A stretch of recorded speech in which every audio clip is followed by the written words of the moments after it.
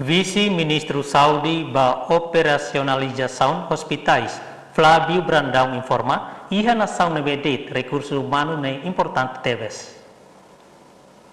Declaração do Vice-Ministro Saúde para Operacionalização Hospitais, Flávio Brandão, ratoli o seu discurso e a Salão Palácio de Cisas que colhe sexta-nem. E afirma que a função pública bem ir a governo lá força, tempo ida ser mono cada rota.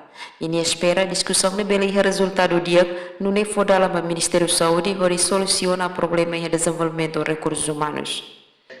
Este sucesso retém pessoal de saúde potencial ser e na parte de continuação vai ser de serviço ao sistema de saúde.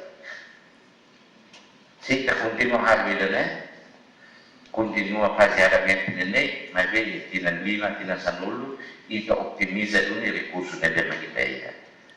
Será e tempo ida e tem recursos humanos para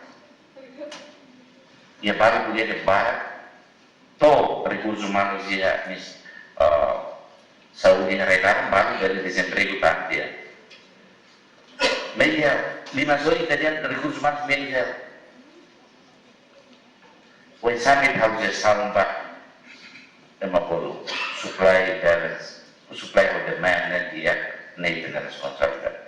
E a fatinganisan coordenador grupo gestores profissional recursos humanos Agostinho Kelo dihan grupo ni hanisan grupo de memakamahan an e a comissão função público ni okos.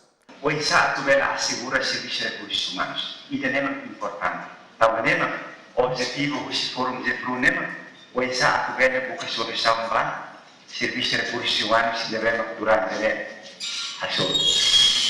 Discussão ne atu satang netik desafio ne ber recursos humanos sirha soro nomos bela segura serviço e recursos humanos. Natalina Lopes, STL News. Kita haluhang, like, comment, subscribe e nomos bele faz tudang.